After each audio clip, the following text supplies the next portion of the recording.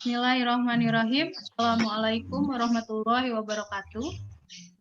Waalaikumsalam warahmatullahi wabarakatuh. Apa kabar semuanya? Baik. Baik, alhamdulillah kalau baik. Semoga yang sedang kurang sehat bisa secepatnya sehat, yang sehat tetap sehat-sehat saja. Semoga yang sedang bersedih bisa bersemangat lagi ya, tidak larut dalam kesedihannya terus-menerus ya. Baiklah, kita mulai pertemuan kita kali ini dengan membaca doa. Boleh Habib dipimpin untuk baca doa, Habib? Doa dimulai.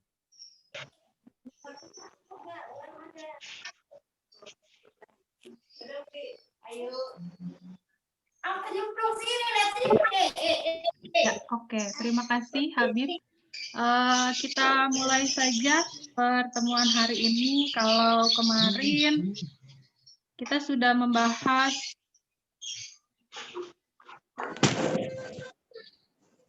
beberapa materi. Sekarang kita lanjutkan materi pembahasan materi kita hari ini.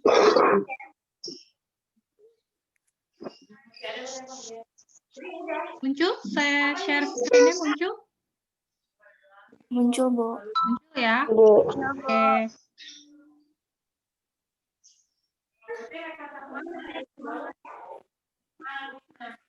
Ya. Selamat pagi semuanya. Semangat mempelajari hal-hal baru apapun itu. Apakah pelajaran yang akan kita bahas ataupun mungkin hal-hal yang lain yang bisa kamu dapatkan di rumah ya.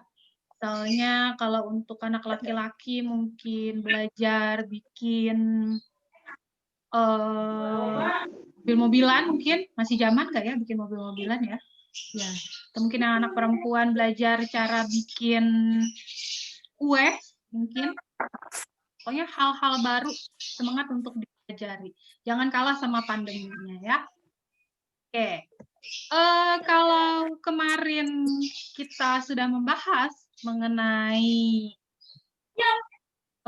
memperhatikan sebuah bacaan di mana kita mencari kata kunci dari bacaan tersebut.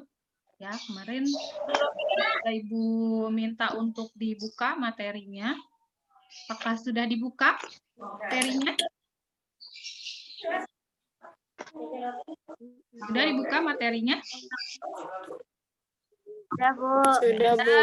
Oke, ada jawabannya nih. Udah, Bu. Oke, ya. Ya. Jadi kalau kemarin kita belajar untuk mencari kata kunci. Kalau kalian lihat dari bacaan ini, judulnya Bank Sampah. Kira-kira kata kuncinya apa saja? Aura? Sampah. Kata Sampah. kunci untuk bacaan ini kira-kira apa? Menurut Sampah. Aura? Sampah. Oke. Menurut Legia?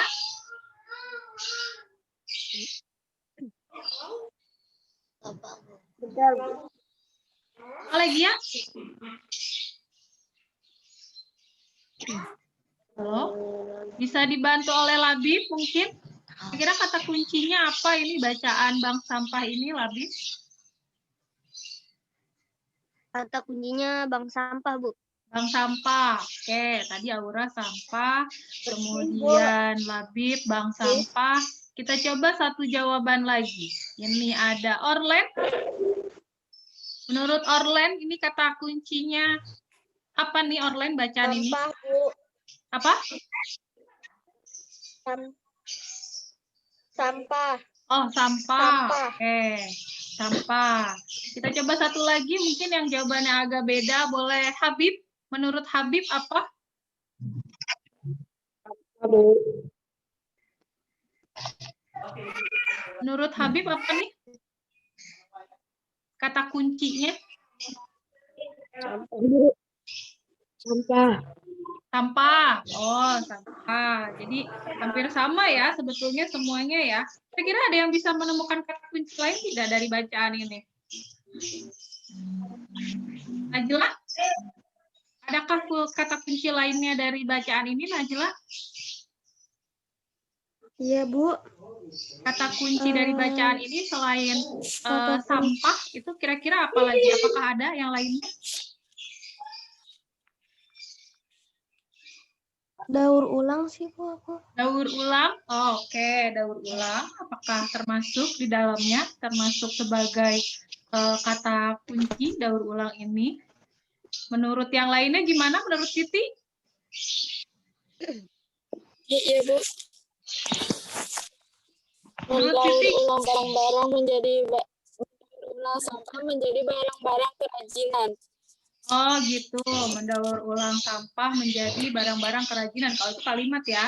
Ya, kalau kata kunci boleh disebutkan satu aja. Misalnya tadi sampah.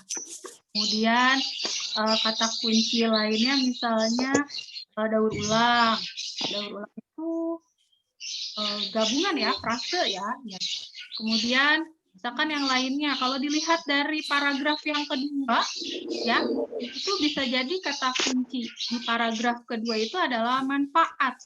Nah ya, jadi mungkin tadi terfokus di paragraf pertama, tapi bisa dilihat di paragraf yang kedua, kata kunci lainnya adalah manfaat.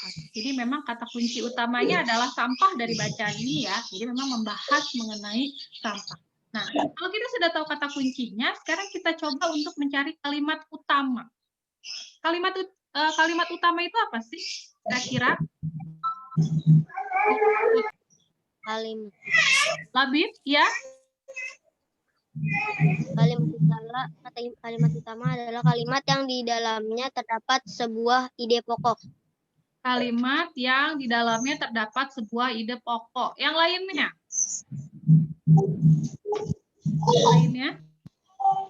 Andre baru bergabung pagi, Andre. Awas tuh, belum cuci muka jangan-jangan Andre. Videonya dinyalakan Andre, jangan jadi dimatikan. Nah, oke. Yang lainnya ada yang punya pendapat mengenai kalimat utama itu apa sih? Belum ada? Baru pendapat dari Labib? Oke, jadi kalimat utama itu adalah kalimat di mana di dalamnya itu bisa kita temukan sebuah ide pokok ya dari paragraf tersebut. Kalau berdasarkan pengertiannya, kita lihat yang paragraf pertama, ya. Apa kalimat utamanya? Sudah dibaca ya? Sudah? Menurut Najla, kalimat utamanya apa nih? Paragraf yang pertama. Ini Bu, bank sampah. Bank sampah saja. Kalau kalimat itu biasanya terdiri dari dua kata atau lebih dari dua kata kalau kalimat. Bank sampah merupakan konsep pengumpulan sampah kering yang telah dipilah serta memiliki manajemen layak dikorbankan, tetapi yang ditabung bukan uang melainkan sampah. Oke. Jadi kalimat yang pertama pada paragraf pertama ya. Apakah kalimat utama itu selalu ada di awal paragraf? Tidak. Tidak, ya. Kalimat utama itu bisa ada di awal, bisa ada di akhir, ataupun ada di tengah. Jadi harus dibaca dulu satu paragraf dengan teliti, kemudian ditentukan manakah kalimat yang mewakili seluruh paragraf, gitu ya, baru dijadikan sebagai kalimat utama. Kebetulan yang ini ada pada awal paragraf. Bank sampah merupakan konsep pengumpulan sampah kering yang telah dipilah serta memiliki manajemen layaknya perbankan. Tetapi yang ditabung bukan uang, melainkan sampah. Pernah dengar tentang bank sampah ini? Tidak. Tidak pernah. Yang lain? Pernah. Di TV mungkin ada yang pernah lihat liputannya kah gitu? Ada nggak? Belum ada? Belum? Belum berarti belum ya. Di televisi beberapa kali sudah pernah diliput mengenai bank sampah ini. Jadi ada kelompok yang mengumpulkan sampah, tetapi sampahnya bukan sembarangan sampah ya. Biasanya sampah-sampah anorganik seperti bekas botol gitu, yang plastik-plastik gitu ya, supaya nanti bisa didaur ulang. Nah, kemudian sampah tersebut dihitung berdasarkan kiloan mungkin ya, kiloan itu mungkin di kilo. Nah, berapa harganya? Nah, itu nanti ditulis di buku tabungan. Ya. Nanti kalau sudah menghasilkan uang, nanti uangnya bisa ditarik oleh yang sudah mengumpulkan sampah tersebut. Nah, gitu. Jadi ada dua manfaat nih dari bank sampah ini ya, selain membantu untuk menjaga lingkungan, juga bisa menghasilkan. Nah, kembali kita ke kalimat utama. Bank sampah merupakan konsep pengumpulan sampah kering yang telah dipilah serta memiliki manajemen layaknya perbankan, tetapi yang ditabung bukan uang melainkan sampah. Itu kalimat utama dari paragraf pertama. Kalau untuk paragraf kedua, Aura, menurut Aura paragraf kedua ini kalimat utamanya apa?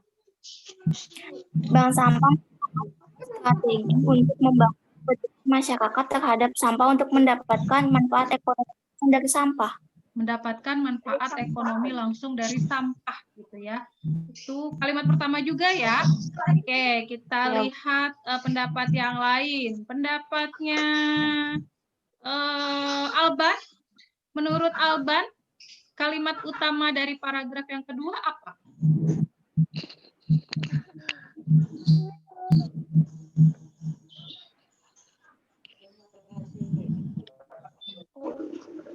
Kelihatan bacaannya, Alban? Bisa dibantu oleh Habib mungkin? Bank sampah tidak dapat berdiri sendiri, melainkan harus diintegrasikan dengan gerakan 4R. Oh, dengan gerakan 4R, itu berarti kalimat yang kedua. Oke, kita coba pendapat yang lain. Ada Ripka, mana nih Ripka? Kadang nongol videonya, kadang enggak. Ripka, tes Ripka.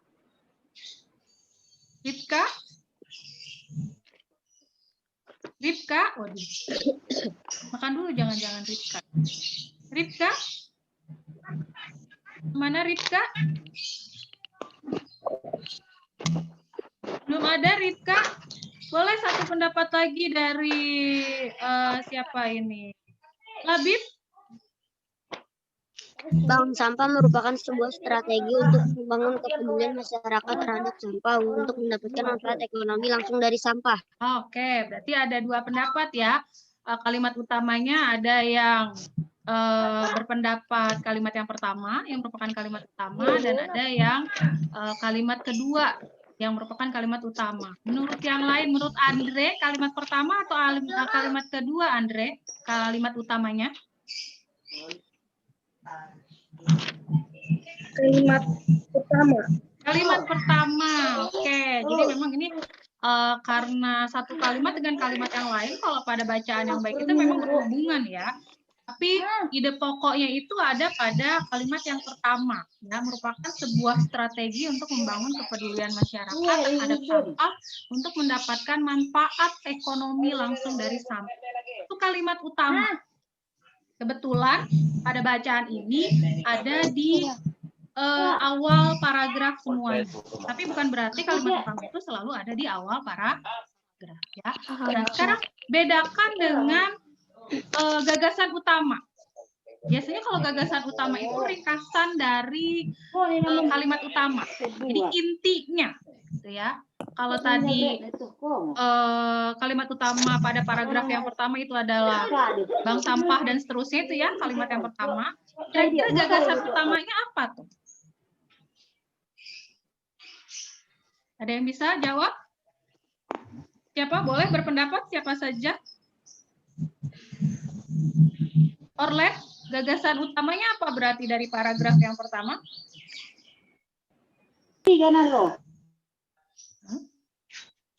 Orlet? Belum Belum bisa menyimpulkan gagasan utamanya? Eli? Bank sampah merupakan konsep pengumpulan sampah kering yang telah dipilah serta manajemen layaknya perbankan, tetapi yang ditabung bukan yang melainkan sampah. Oke, itu kalimat utamanya. Kalau gagasan utamanya apa? Bisakah ada yang menyimpulkan lebih singkat lagi dari kalimat yang pertama ini sebagai kalimat utama? Iya. Aura mungkin? Bank sampah merupakan konsep pengumpulan sampah yang Bank sampah merupakan konsep pengumpulan sampah kering. Oke, sampai situ menurut Aura. Kalau menurut yang lainnya, siapa lagi ini yang belum ditanya? Elis juga. Abang kemana nih Abang? tidak boleh kali ya. Kasih ini kok. Abang? Kok tidak tanya aja kok. Abang? Reno, di mana apa, no? Iya, apa? Mana nih Abang malah? Labib kalau gitu deh, Ibu tanya Labib lagi deh. Menurut Labib ini berarti gagasan utama dari kalimat utama ini apa? Lebih singkatnya. Manajemen bank sampah. Manajemen bank sampah. Oke. Satu lagi mungkin Najla, menurut Najla.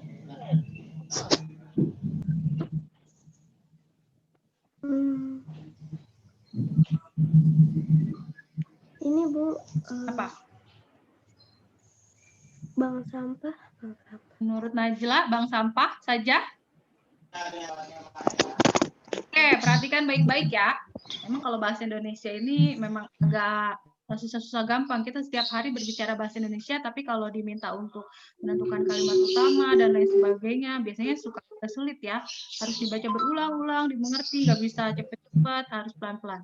Bank sampah merupakan konsep pengumpulan sampah kering yang telah dipilah, serta memiliki manajemen layaknya perbankan, tetapi yang ditabung bukan uang, melainkan sampah. Kalau disingkat dari kata, boleh diambil dari kata merupakan. Biasanya kalau merupakan itu pengandai-andai dari apa sih? Menunjukkan apa?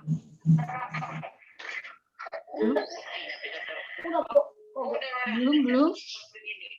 Kalau diambil gagasan utamanya, pada paragraf utama ini maksudnya adalah pengertian dari bank sampah itu sendiri, ya. Jadi di situ dijelaskan bank sampah itu apa sih?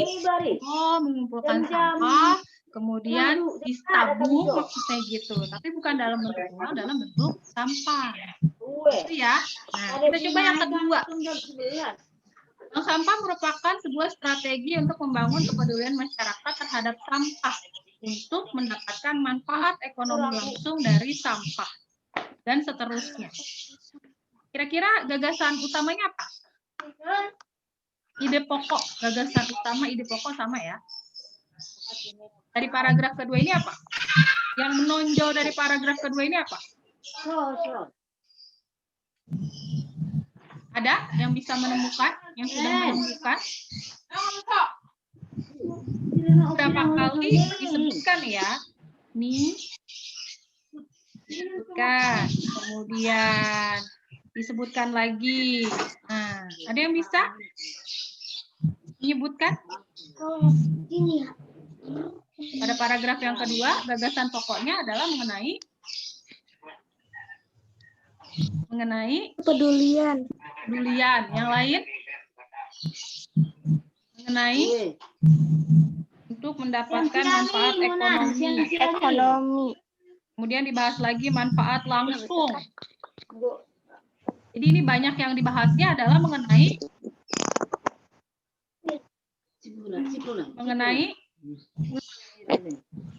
apa? Apa ini? Manfaat dari bank sampah. Ya, itu disebutkan ya beberapa kali ya, di awal disebutkan mendapatkan manfaat ekonomi. Kemudian di akhir juga disebutkan kembali manfaat yang dirasakan tidak hanya di bidang ekonomi, namun juga pembangunan lingkungan sekitar gitu ya. Nah, gagasan utama atau ide pokok. Jadi bisa membedakan kalimat utama dengan gagasan utama. Biasanya kalau kalimat utama itu memang bentuk kalimat, diambil yang ada pada paragraf tersebut, sedangkan gagasan utama itu adalah inti dari paragraf tersebut. Jadi agak sedikit berbeda ya, tetapi intinya hampir sama, gitu ya. Oke, ada pertanyaan? Belum ada pertanyaan, belum? Atau sudah bingung? Kalau sudah bingung bagus, berarti belajar. Oke, kita lanjut ya. Nah, bank sampah ini merupakan salah satu kewajiban atau hak seseorang?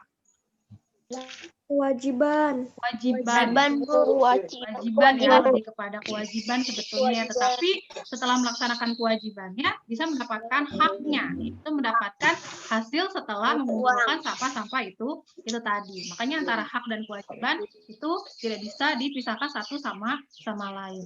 Nah, kalau berbicara mengenai hak, ya, kemarin kita sudah berbicara mengenai kewajiban. Sekarang kita berbicara mengenai hak sebagai warga negara. Kalau membayar pajak termasuk hak atau kewajiban? Kewajiban. Oke. Kalau mendapatkan perlindungan dari pihak keamanan termasuk kewajiban atau hak? Oke. Apa sih hak itu? Hak Adalah sesuatu yang kita dapatkan setelah menjalankan kewajiban. Adalah sesuatu yang kita dapatkan setelah menjalankan sebuah kewajiban. Sesuatu yang harus kita dapatkan, intinya seperti itu ya. Nah, dalam Undang-Undang Dasar 1945 juga disebutkan mengenai hak dan kewajiban sebagai seorang warga negara. Nah, contoh-contohnya ini salah 5 diantaranya ya, berarti ini ada 5 ya. Ada pasal 27 ayat 1. Ada yang sudah nyari? Bu. Udah? Siapa tuh yang udah? Aura? Pasal 27 ayat 1 apa? Bunyinya Aura? Hak warga negara untuk memiliki kedudukan sama dalam hukum. Hak warga negara untuk memiliki kedudukan yang sama dalam hukum. Oke, lanjut. Kalau yang lainnya, Najla, pasal 28B ayat 2-nya sudah dicari? 28. Belum, Bu. Belum. Oke, nggak apa-apa. Yang berikutnya, Habib mungkin sudah cari pasal 28B ayat 2? Belum, Bu. Enggak ada bukunya, Bu. Juga Andre sudah cari, Andre? Belum, Bu. Oh, belum juga. Kenapa nggak dicari? Kamu nyari apa kalau di rumah? Rifka mungkin sudah dicari belum? Rifka? Where are you? Belum juga, Bu. Kenapa belum? Belum juga. Oh, belum juga. Labib, sudahkah Labib? Sudah, Bu. Apa tuh Labib bunyinya? Setiap anak berhak atas kelangsungan hidup, tumbuh, dan berkembang, serta berhak atas perlindungan dari kekerasan dan diskriminasi. Diskriminasi itu apa sih? Diskriminasi itu membeda-bedakan ya. Namanya diskriminasi. Jadi kita mendapatkan hak untuk mendapatkan perlakuan yang sama gitu ya. Ya, oke. Yang selanjutnya pasal 30 ayat 1. Najla. Alban sudah cari Alban?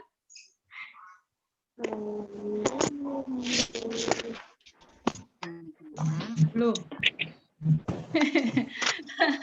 Oke, kalau belum ya bisa dicari nanti atau mungkin bisa ditulis. Pasal 27 ayat 1 ya. Segala warga negara tadi sudah disebutkan ya oleh Aura ya tadi. Ya. Kemudian pasal 28B ayat 2 tadi sudah disebutkan oleh Labib. Kemudian ini pasal 30 ayat 1 mengenai usaha pertahanan dan keamanan negara. Berhak dan wajib. Jadi ada haknya dan juga berkewajiban untuk mengikuti pertahanan dan keamanan negara. Ya. Kemudian pasal 31 ini mengenai pendidikan dasar dan pemerintah wajib membiayainya. Karena itu mulai dari tahun sudah beberapa tahun yang lalu ya, sudah agak lama, itu diadakan yang namanya bantuan operasional sekolah. Jadi kalau yang bersekolah di sekolah negeri terutama ya, itu dari SD sampai SMP itu tidak dikenakan biaya pendidikan seperti zaman dulu ada namanya PP ya. Ya. Tuh. Jadi ini berkaitan dengan pasal 31 hak sebagai warga negara untuk mengikuti pendidikan dasar. Yang berikutnya adalah pasal 28H ayat 1, berhak hidup sejahtera, bertempat tinggal, kemudian mendapatkan lingkungan yang baik dan sehat, memperoleh pelayanan kesehatan, termasuk diantaranya yang namanya puskesmas, gitu ya. Itu dalam rangka pemerintah memenuhi hak masyarakatnya untuk mendapatkan pelayanan kesehatan. Nanti bisa dilihat di rekamannya untuk ditulis dan diisikan ke LKS masing-masing ya. Baik, Bu. Oke. Yang selanjutnya. Nah, untuk mengisi kemerdekaan, kemarin kita sudah berbicara mengenai beberapa hal. Mengisi kemerdekaan itu bisa dilakukan dengan banyak cara. Nah, kalau ini, yang pertama nih, ini termasuk nggak untuk menunjukkan mempertahankan kemerdekaan? Bu, iya. Masuk, Bu. Sedang apa?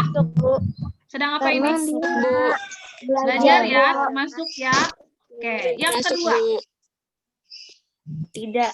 Tidak termasuk lagi apa ini? Buang sampah ya, buang sampah. Oke, Sampah sembarangan. Iya. Kenapa udah kepencet itu ya? Iya. Yang ketiga lagi upacara, termasuk nggak? Termasuk, Bu. Termasuk. Oke. Yang keempat ini sedang bersih-bersih gitu ya, kerja bakti. Termasuk kah? Masuk.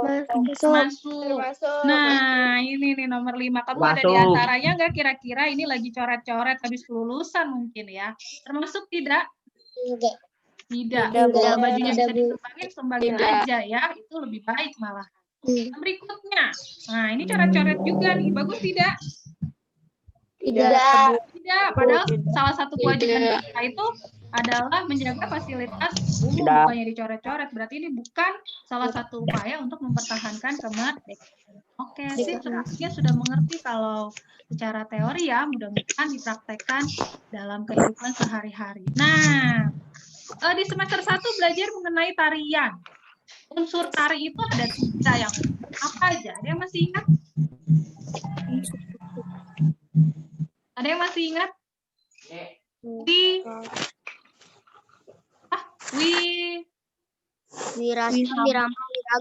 Wirama, wiraga, wirasa. Wirasa itu perasaan yang dibawakan oleh penarinya, bagaimana mengekspresikan sebuah tarian. Kalau wirama itu berarti iramanya, musiknya. Wiraga gerakan. Kemudian wiraga itu berarti gerakannya, di penarinya itu sendiri. Ya, betul. Nah, sekarang kita ke tari pendet. Tari pendet dari mana nih? Bali. Bali, oke, dari Bali. Ada yang bisa nari Bali?